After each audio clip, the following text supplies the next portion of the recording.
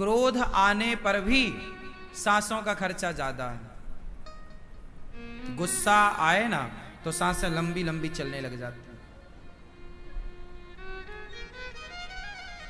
इसलिए पहले के लोग भोगी विलासी कम थे, ध्यान में ज्यादा, तो उनकी आयु ऑटोमेटिक बढ़ जाती थी। आज के लोग ध्यान करते हैं जीरो, कुछ नहीं ध्यान के नाम पर, और भोग विलास की और दिन भर बात बात में गुस्सा, तो सांसों का खर्चा ज्यादा। रोज 21,000 श्वासें हम लेते हैं, पर हम लोग इसे कम भी तो कर सकते हैं। हम 15,000 सांसों में काम चला सकते हैं, और जब 15,000 रोज सांसें बचेंगी तो 5,000 रोज सांसें बची तो वो जाके प्लस तो हो गई ना, तो आपकी आयु बढ़ गई। गणित ये चलता। इसलिए ध्यान, इसलिए गहरी सांस भर लो। देखो सांसें बचाने का एक तरीका और बताऊं मैं आपको, बताऊं? गहरी सांस भरो ऐसे और रोक लो, फिर धीरे धीरे जितने देर रोके रहना, फिर धीरे धीरे जाने दो। ऐसा आप करेंगे तो कम सांसों में आप, इससे क्या होगा कि आपकी बॉडी को पूरा ऑक्सीजन भी मिलेगा, आप बीमार भी कम पड़ेंगे। और ये चलते फिरते का योग है। आप बैठे हैं, चल रहे हैं, आप बस इतना करिए कि सांस भरिए और रोके रहिए। अब देखिए मैंने एक सांस भरी, उसी एक सांस में मैं इतनी सारी बातें आपसे कर रहा हूं, मुझे दूसरी सांस लेने की जरूरत नहीं पड़ी अभी तक। अभी भी मैं उसी एक सांस में हूं, अभी वो जा रही है, अभी है, अब पूरी गई, अब मैं फिर दूसरी सांस लूंगा। अब तो एक सांस में इतना काम हो गया। तो आप लेते रहिए गहरी सांस, भरे रहिए, धीरे धीरे जा, फिर लीजिए गहरी सांस। तो क्या है, अभी आप 1 मिनट में यदि 20 सांसें लेते थे, तो इसमें आप क्या करेंगे कि 4 से 5 सांस में आपका 1 मिनट गुजर जाएगा। आप कितने मिनट तक रोक सकते हैं सांसों को? कभी घड़ी पर चेक करिएगा, सामान्य 30 सेकेंड, आप अभ्यास करेंगे तो 40 सेकेंड, और अभ्यास करेंगे 50। मैं प्रत्येक सांस को 40 सेकेंड तक रोक सकता हूं, प्रत्येक सांस को, मेरा अभ्यास। और जब मैं सांसों को लेता हुआ छोड़ूं तो 40 मिनट, 40 सेकेंड के लिए सांसों को रोका जा सकता है। तो ये सारी चीजें अभ्यास से हैं। पहले के हमारे ऋषि मुनि, ये भी एक विज्ञान है, ये भी एक साइंस है। अब इसे आप कितना समझें, हमारे ऋषि मुनि क्या करते थे? योग, प्राणायाम क्या करते थे? ये स्त्रियों को करना चाहिए, पुरुषों को करना चाहिए। इससे आपका मन शांत होगा। डिप्रेशन, टेंशन, चिंता, तनाव कुछ नहीं होता। जैसे ही आप ध्यान लगाएंगे ना, वैसे ही सारा तनाव खत्म, आपका शरीर बिल्कुल ताजगी से भरा होगा। और सांसों को हमेशा नाक से ही लेना, मुंह से नहीं। कुछ लोग ना मुंह से सांस लेते हैं, मुंह से सांस नहीं लेना चाहिए, मुंह बंद करके ही श्वास लेना चाहिए। मुंह से छोड़ सकते हैं, यह भी एक योग है कि सांस नाक से लिए ऐसे, यह भी एक योग है कि नाक से आपको सांस ऑक्सीजन लेनी है और मुंह से छोड़ना। यह भी एक अलग विधा है। जैसे नाक से भी हम एक तरफ से लेते हैं और दूसरी तरफ से छोड़ते हैं, यह भी एक विधा है। तो ये सब अपनी अपनी जगह कारगर है। हमारे ऋषि मुनियों ने एक एक पर बहुत काम किया। जैसे आप बहुत थके हैं और कम समय में आपका थकावट उतारनी है, तो कैसे उतरेगी बताओ? आप बहुत थके हैं और तुरंत 10 सेकेंड में आपको थकावट उतारनी है, कैसे? तो गहरी सांस लीजिए, मुंह से सांस छोड़ दीजिए, ऐसे 10 बार करेंगे, अपने आप आपकी थकावट आधी हो जाएगी।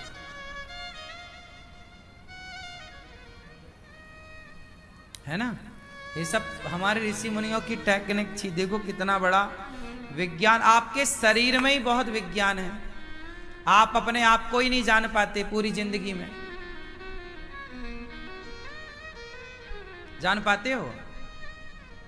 आप अपने अंगूठे को लीजिए, सवेरे एक काम किया करो, अंगूठे को लिया करो, जब अंगूठा साफ हो धुलना अपने हाथ को सवेरे सवेरे। जब आप मंजन ब्रश करते हो ना, तो इस अंगूठे से ना अपना तालू दबाया करो।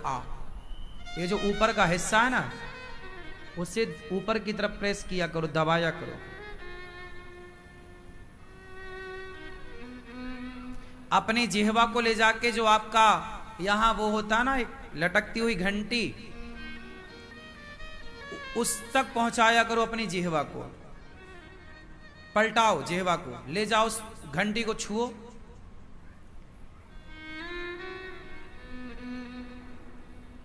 ये भी एक योग है।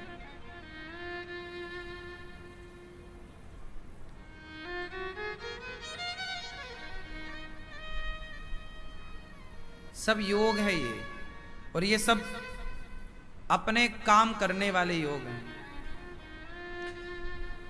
इस योग को करने से जिह्वा को हमेशा तालू में ऊपर ले जाके टच करिए। आप जब टच करेंगे तो खुजली सी होने लग जाएगी वहां ऊपर, घंटी के पहले, घंटी के पहले उसको ना जिह्वा से ऐसे ऐसे करिए उसको। फिर क्या होगा? हल्की सी खुजली सी होने लग जाती है। कहते हैं यहां से हमारे ऋषि मुनि क्या करते थे कि जब वो ध्यान करते थे और जिह्वा को यहां करने से उनके ध्यान के बल पर, योग के बल पर एक शरीर अलग प्रकार का एक लिक्विड पदार्थ बनाता है, और वो यहां एक मिठास के रूप में उसे प्राप्त कराता है। ये लंबे अभ्यास से संभव है।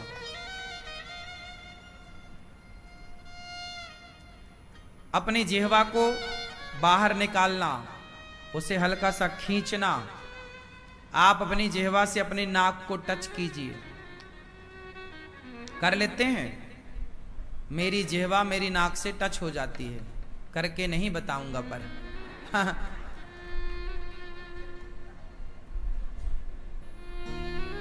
पर हो जाती है। मैं करता हूं तो होती है। अपनी जिह्वा से अपनी नाक को टच करना, छूना। क्यों? ये सब पता है। हमारे साधक जो ऋषि होते हैं ना, वो जिह्वा में राख लगाकर उसे खींचते हैं। जिह्वा क्या होता है? स्वाद की इंद्रियां समाप्त हो जाती हैं। फिर व्यक्ति स्वाद के चक्कर में नहीं पड़ता। साधु संत ऋषि मुनि स्वाद के चक्कर में थोड़ी पड़ेंगे। जो साधना के पथ पर आगे बढ़ता है उसे स्वाद बाधा लगता है। तो स्वाद यदि आपको पसंद है तो आप ये योग मत करना। पर यदि स्वाद से ऊब गए हैं कि यार हम तो स्वाद, कई लोग स्वाद के चक्कर में बीमार हैं। खीर अच्छी बनी तो इतना खा लिया कि रात भर उछल रहे हैं। हाँ?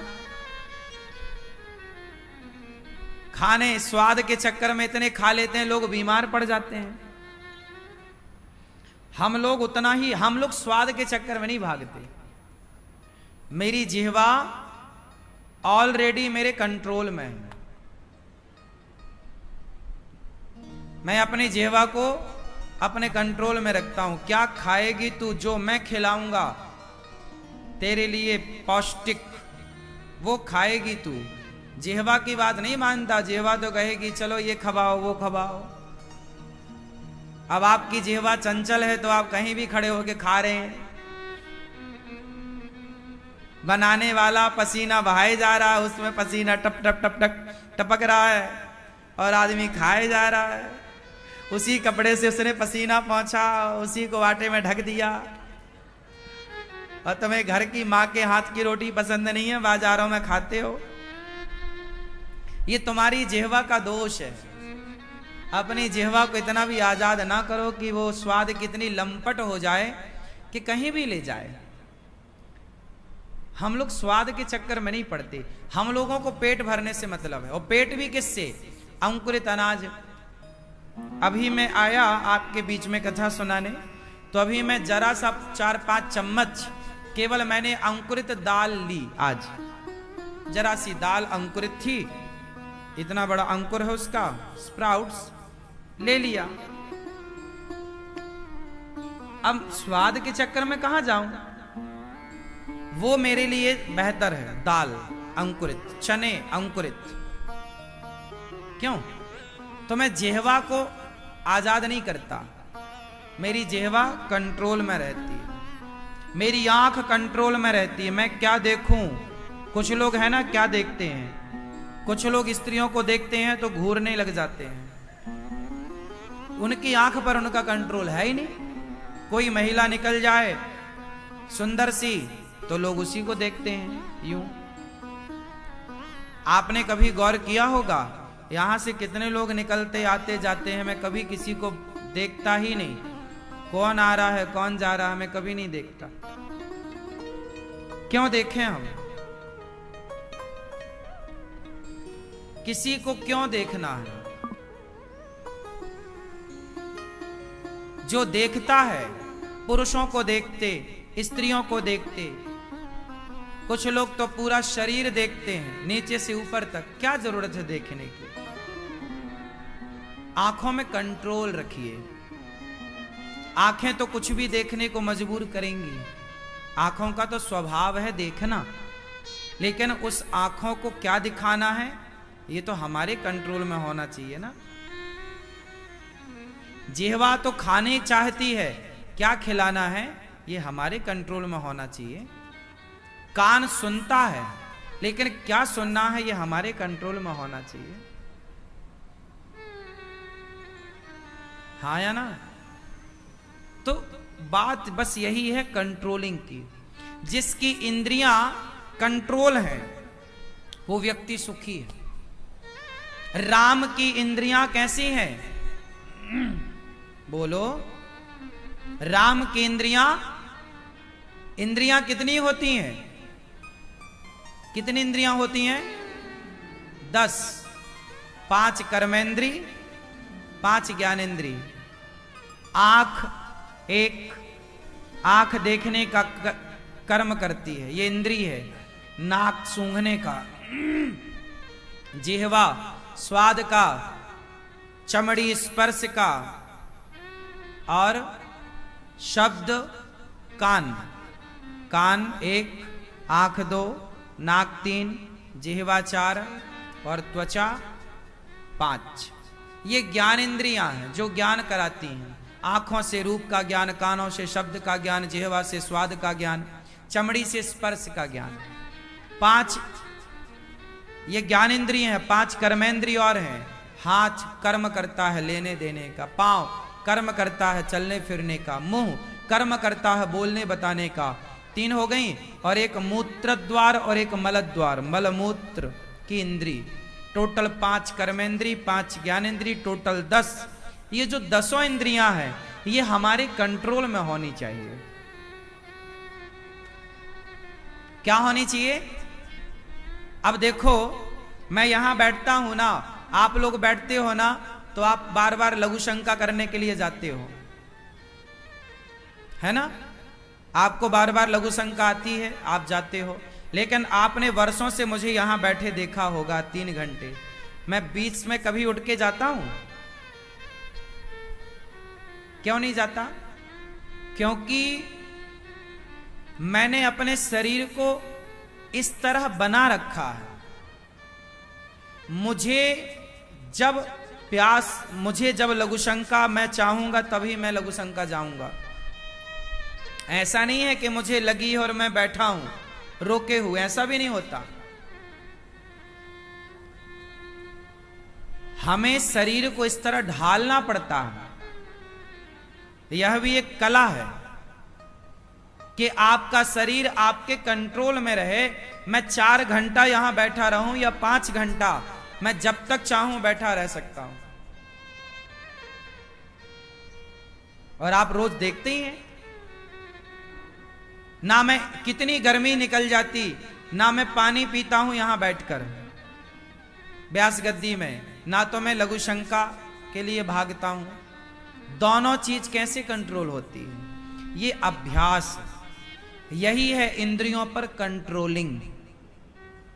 आप अपनी प्यास पे कंट्रोल कर पाए, आप अपनी भूख पे कंट्रोल कर पाए, आप अपने लघु शंका पे कंट्रोल कर पाए, और शरीर को ऐसा बनाएं कि शरीर आपके हिसाब से चले, शरीर के हिसाब से आपको ना चलना पड़े। मेरी आंख स्वतंत्र नहीं है, मैं सब कुछ नहीं देख सकता। जो मैं देखना चाहूंगा, जो सही होगा, वो मैं आंखों को इजाजत दूंगा कि ये देख, सब नहीं। मेरी वाणी वही बोलेगी जो सही है। मेरी वाणी को यह अधिकार नहीं है कि मैं आपको कुछ भी बोल दूं। 3 घंटे रोज बोलता हूं, 12 महीने बोलता हूं, लेकिन आज तक मेरी वाणी से कोई अपशब्द नहीं निकला। तो ये कंट्रोल है ना वाणी पर। आप 3 घंटे बोली है ना, तो कुछ ना कुछ उल्टा निकल जाएगा, मजाक में निकल जाए, मेरे से भी निकल जाता है कई बार, लेकिन उसकी मात्रा कम होती। ऐसा नहीं है कि मैं गलतियां नहीं करता, मेरे से लाखों गलतियां होती हैं, शब्दों की गलतियां मेरे से होती हैं। कई बार जो ना बोलना चाहूं वो भी भूल जाता है, मानता हूं इस बात को, लेकिन ऐसी गलतियां कम मात्रा में। और जो शब्द निकलते हैं वो भी शब्द किसी को आहत नहीं करते, कोई उन्हें हवा बना देता है, वो अलग विषय है, लेकिन वो शब्द किसी को परेशान करने वाले नहीं होते, किसी व्यक्ति विशेष को ठेस पहुंचाने वाले नहीं होते। तो ये शब्दों पे कंट्रोल, आंखों पे कंट्रोल, अपनी इंद्रियों पे कंट्रोल, ये सब यही तो जीवन है। जिसके पास कंट्रोलिंग है, जो अपने को कंट्रोल कर सकता है, वो सबको कंट्रोल कर सकता है। जो अपने को कंट्रोल नहीं कर सकता, वो किसी को कंट्रोल नहीं कर सकता। इसलिए मां अपने बच्चों को, अपने आप को, आपकी उम्र क्या है फर्क नहीं पड़ता, जिस उम्र में हो उस उम्र से प्रैक्टिस करो। अपने को कंट्रोल, अपने गुस्से को। आपने कभी देखा कि अनिरुद्धाचार्य को गुस्सा आया? लोग हमें कितना कितना बोलते हैं, लेकिन हम कभी गुस्सा नहीं करते। जहां जरूरत पड़ती है वहां करते भी हैं। हम गुस्सा करते हैं कार्यकर्ताओं पर कि भाई ये काम क्यों नहीं हुआ, ये काम ऐसा बोला था क्यों नहीं किया। जहां जरूरत है हम वहां गुस्सा करते हैं, क्योंकि गुस्सा एक प्रकार की व्यवस्था है। तो हम तो गुस्सा करते हैं, जहां आवश्यक है वहां करते हैं, सब पर नहीं करते गुस्सा। हम जिन पे गुस्सा करते हैं वो गिने चुने जो 4 लोग हैं उन पे गुस्सा करते हैं, सब पे गुस्सा क्यों करेंगे? जिनको काम सौंप रखा है कि भाई ये काम करना, वो नहीं करेगा तो उस पर गुस्सा करेंगे।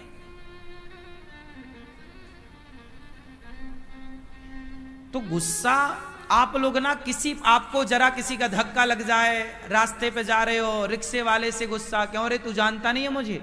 अब रिक्शे वाले को क्या बताना कि तुम कौन हो?